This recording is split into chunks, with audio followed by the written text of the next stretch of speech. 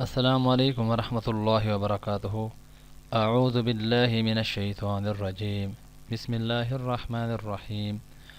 محترم سامعین، میں امید کرتا ہوں آپ سب خیریت سے ہوں گے۔ شام کو شیطان گھر میں داخل انشاءاللہ نہ ہو سکے، رسول اللہ صلی اللہ علیہ وآلہ وسلم نے فرمایا، نمبر 1، رات کو دروازے بند کر دو۔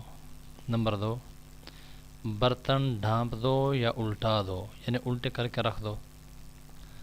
ڈھانپنے کو کچھ نہ ملے تو اللہ رب العزت کا نام لے کر لکڑے ہی رکھ دو۔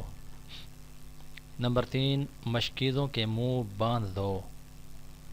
نمبر 4، چراغ بجھا دو،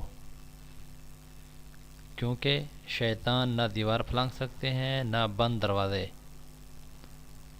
کھول سکتے ہیں، اور نہ برتن کا ڈھکن اٹھا سکتے ہیں، اور نہ بندھی ہوئی چیز کا تسمہ کھول سکتے ہیں۔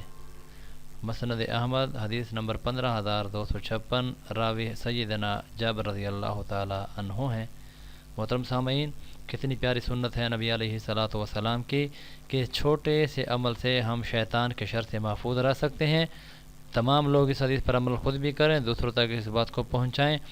بلغوا انی ولو آیا، نبی علیہ الصلوۃ والسلام کی اس بندے کے لیے سرسبز اور شاداب ہونے کی دعا ہے جس نے میرے حدیث کو سنا، اس پر عمل کیا اور اس کو دوسروں تک پہنچایا۔ اللہ ہم سب کو عمل کی توفیق عطا فرمائے۔